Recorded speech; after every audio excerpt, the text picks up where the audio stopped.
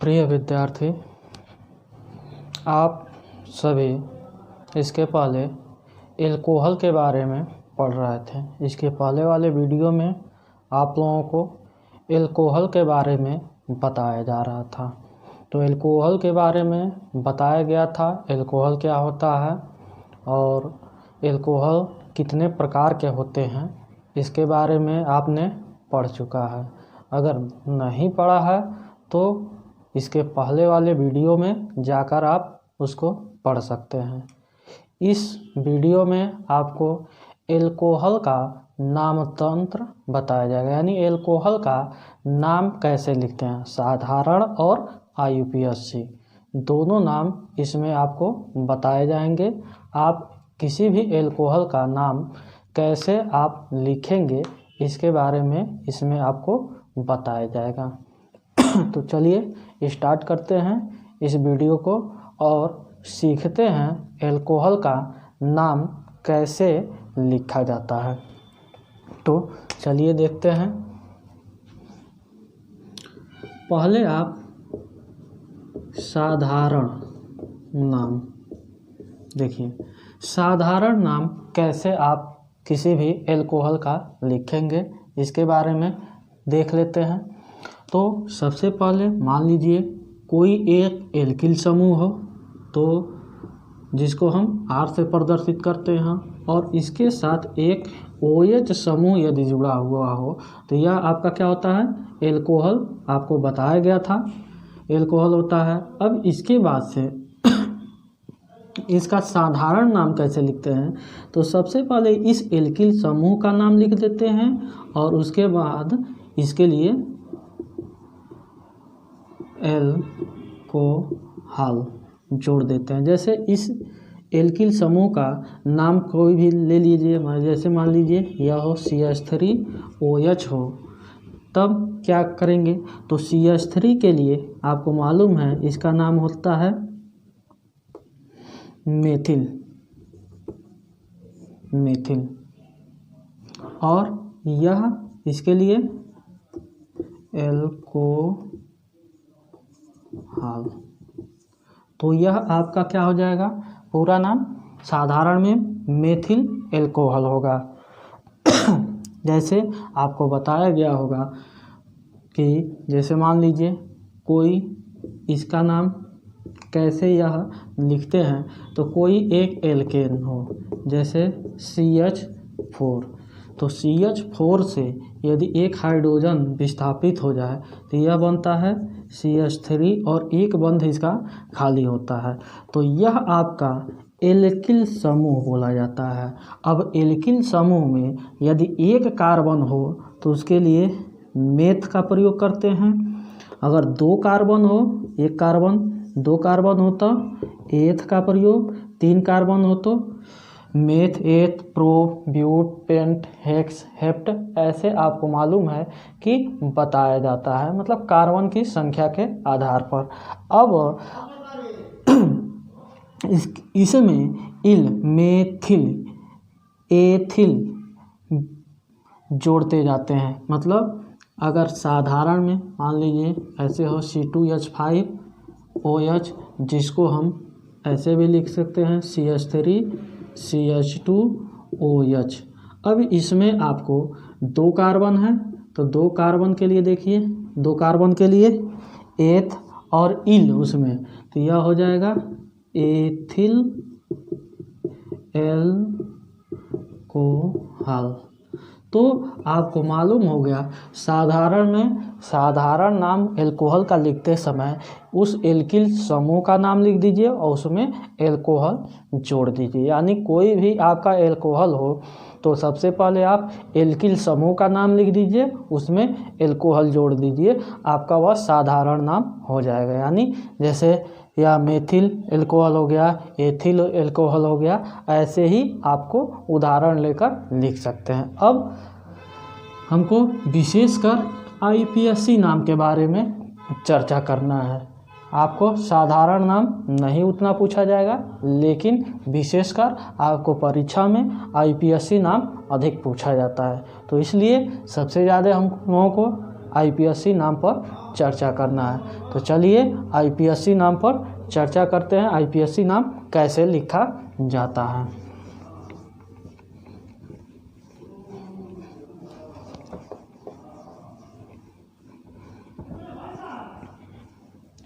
इसके पहले आपको आईपीएससी नाम का सबसे पहले सूत्र जानना पड़ेगा। तो देखिए आईपीएससी नाम में एक सूत्र आप हल्का फुल्का लिख सकते हैं। आईयूपीएसी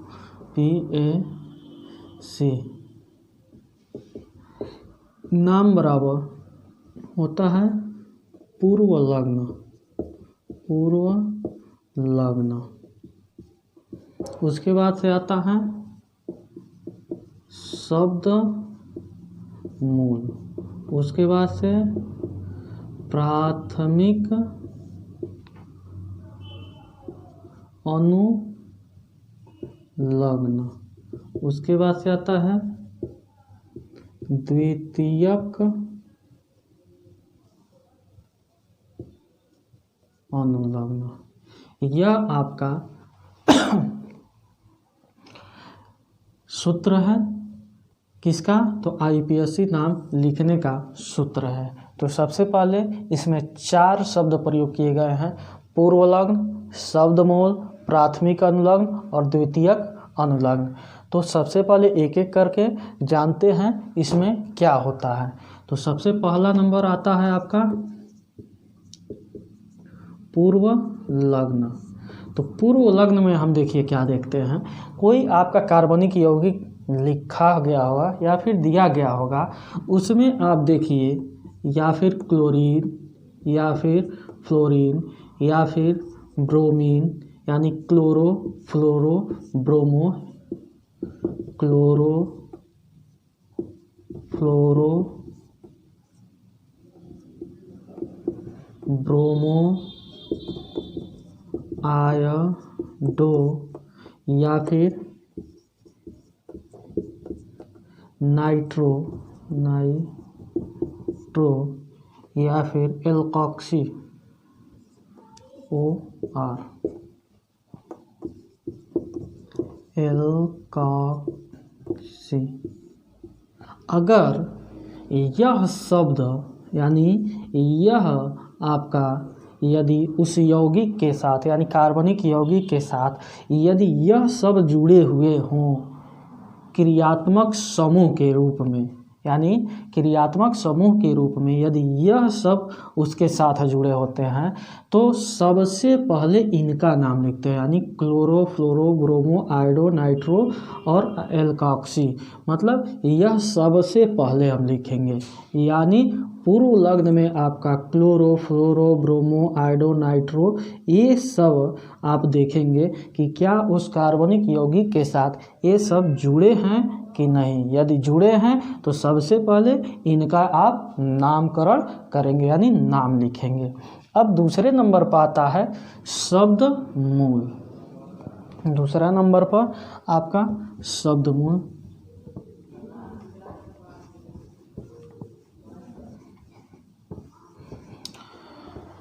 देखिए दूसरा नंबर शब्द मूल। तो शब्द मूल क्या होता है?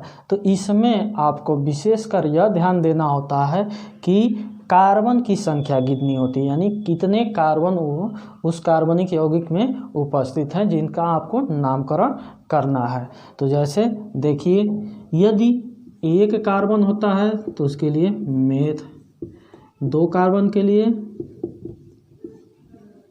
एथ का प्रयोग, 3 कार्बन के लिए प्रोप, 4 कार्बन के लिए ब्यूट, 5 कार्बन के लिए पेंट, 6 कार्बन के लिए हेक।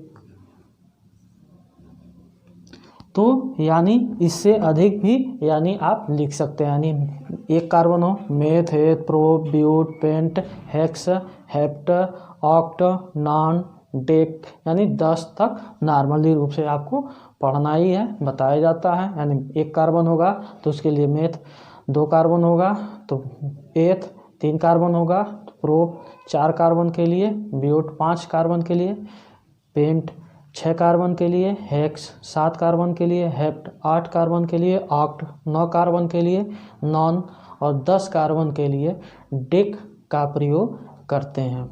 यानी इसमें शब्द मूल में आपको कार्बन की संख्या गिननी होती है। नोट करना चाहते हैं नोट कर सकते हैं।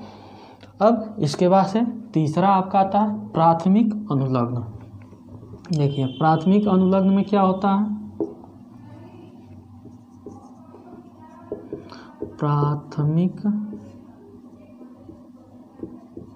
अनुलग्न। तो प्राथमिक अनुलग्न में देखिए क्या होता है।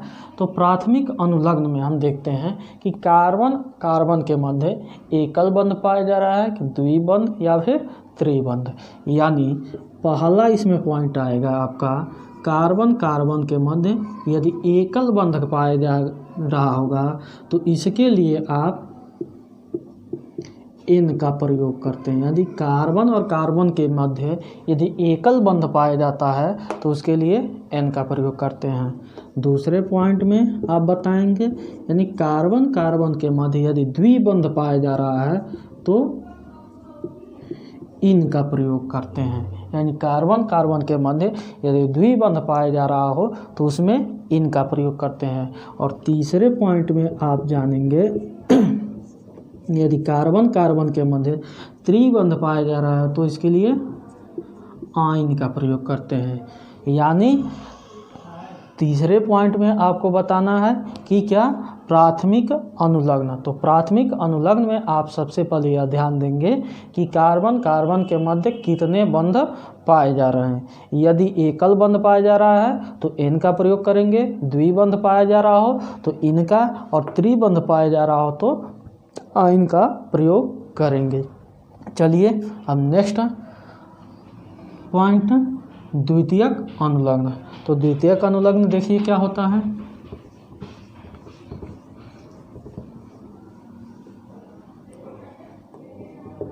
चौथा में द्वितीयक अनुलग्न।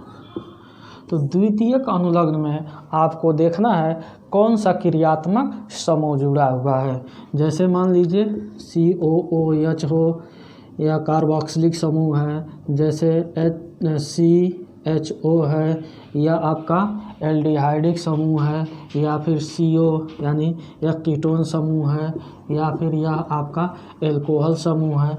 यानी इसमें आपको द्वितीयक अनुलग्न में देखना है कि द्वितीयक अनुलग्न में आपको देखना है कि कौन सा क्रियात्मक समूह जुड़ा हुआ है। प्रत्येक क्रियात्मक समूह के लिए आपको अलग अलग सफिक्स यानी प्रीफिक्स लगाना होता है। जैसे OH समूह है क्रियात्मक समूह के रूप में तो ऑल का प्रयोग करते हैं। बाकी आपको लिंक या फिर वीडियो के माध्यम से आपको दूसरे वीडियो में आपको क्रियात्मक समूह कितने प्रकार के हो सकते हैं, किनको कैसे मतलब लिखा जाता है उसको दे दिया जाएगा। तब तक आपको केवल यहाँ पर आपको साधारण रूप में आपको IPSC नाम कैसे लिखा जाता है यह बताया जा चुका। अब आपको पढ़ना है एल्कोहल के बारे में, कैसे IPSC नाम यानी एल्कोहल का IPSC नाम कैसे लिखते हैं उसके बारे में। तो चलिए एल्कोहल के बारे में जानते हैं।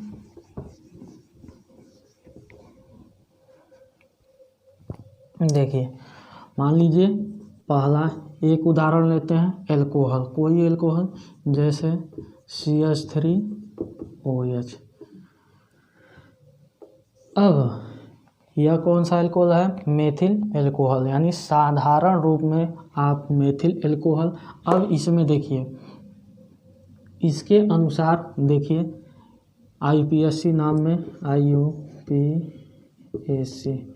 IPSC नाम जब लिखेंगे तो देखिए पूर्वलग्न इसमें न तो क्लोरो फ्लोरो ब्रोमो कुछ नहीं है, यानी पूर्वलग्न नहीं मिलेगा यहाँ पर। शब्द मूल में तो शब्द मूल में एक कार्बन है तो एक कार्बन के लिए मेथ का प्रयोग करते हैं। अब देखिए कार्बन के मध्य एकल बंध पाया जा रहा है तो N, और दूसरा अनुलग्न यानी द्वितीयक अनुलग्न में आप क्या देखेंगे, OH समूह है तो OH समूह के लिए ऑल का प्रयोग करते हैं। तो यह क्या हो गया, मेथेनॉल हो गया, यानी इसका नाम क्या हो गया, मेथेनॉल। तो आप एक और उदाहरण लेकर चलिए देखा जाए। जैसे मान लीजिए ऐसे कोई हो,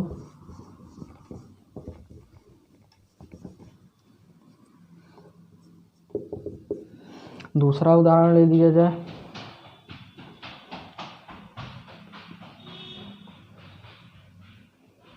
N propyl alcohol, n propyl alcohol, n propyl alcohol में मेथ एथ प्रोप यानी 3 कार्बन, तो इसको CH3 CH2 CH2 OH, यह आपका क्या है, एन प्रोपिल एल्कोहल है। यानी इसको संरचना के रूप में आप ऐसे भी लिख सकते हैं। देखिए एक कार्बन है, इससे 2 हाइड्रोजन, यानी एक कार्बन, इससे 2 हाइड्रोजन, उसके साथ एक OH समूह। अब इसके साथ एक कार्बन और 2 हाइड्रोजन, इसके साथ एक और कार्बन और 3 हाइड्रोजन, यह आपका स्ट्रक्चर हो गया। अब इसका IPSC नाम कैसे लिखेंगे, IUPAC नाम बराबर देख लीजिए क्या हो जाएगा। तो देखिए पूर्व लग्न इसमें नहीं पाया जा रहा है। अब शब्द मूल, तो शब्द मूल देखिए किधर से अंकन करेंगे, जिधर से क्रियात्मक समूह सबसे नज़दीक होता है उधर से अंकन करते हैं। तो यानी 1 2 या 3 कार्बन, तो इसके लिए मेथ एथ प्रोप प्लस, अब देखिए सब में एकल पान पाया जा रहा है तो N, अब इसके लिए ऑल।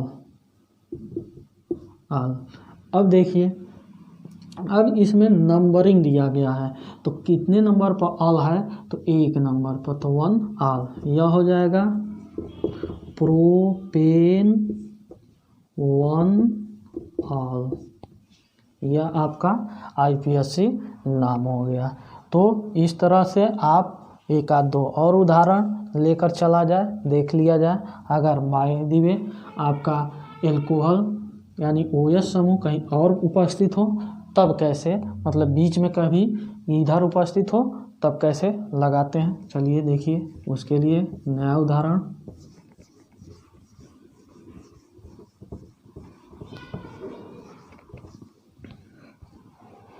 जैसे एक लिया जाए, आपका एक उदाहरण दिया है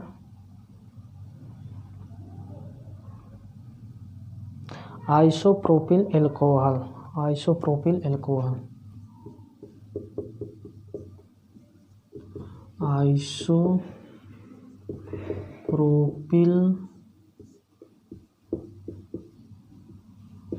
एल्कोहल, आइसोप्रोपिल एल्कोहल। देखिए यह क्या होता है, तो CH3 का होल ट्वाइस CHOH,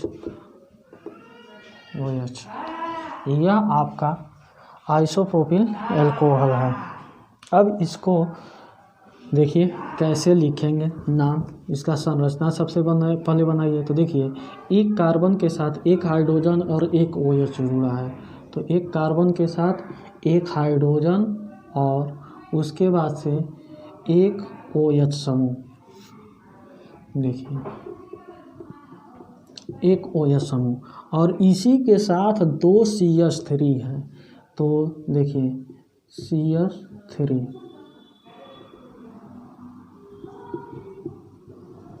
इसकी संरचना ऐसे होगी। अब जैसे देखिए इसको यहाँ पर OH क्यों नहीं किया गया है, तो OH देखिए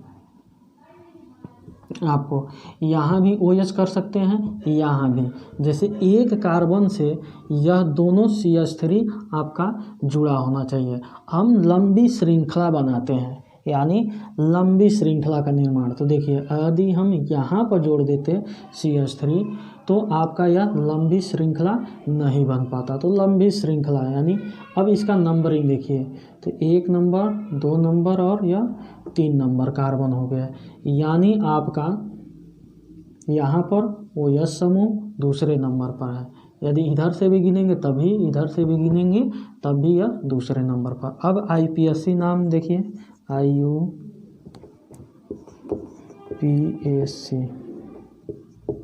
नाम बराबर क्या होगा, पूर्व लग्न इसमें उपस्थित नहीं, शब्द मूल में 1 2 3 कार्बन है, तो मेथ प्रो। अब सब में एकल बंध पाया जा रहा है तो N का प्रयोग करेंगे। उसके बाद से ऑल कितने नंबर पर है, तो 1 दूसरे नंबर पर है, 2 ऑल हो जाएगा। यह आपका हो जाएगा प्रोपेन 2 ऑल हो जाएगा। यह आपका आंसर हो गया, यानी IUPAC नाम हो गया।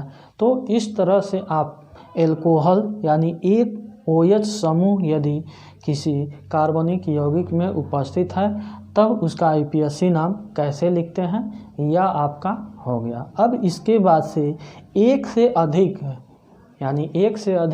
OH समूह यदि किसी कार्बनिक यौगिक में उपस्थित हों तब उसका IUPAC नाम कैसे लिखते हैं, इसके लिए अगले वीडियो में आपको बताया जाएगा। तब तक के लिए बहुत बहुत धन्यवाद।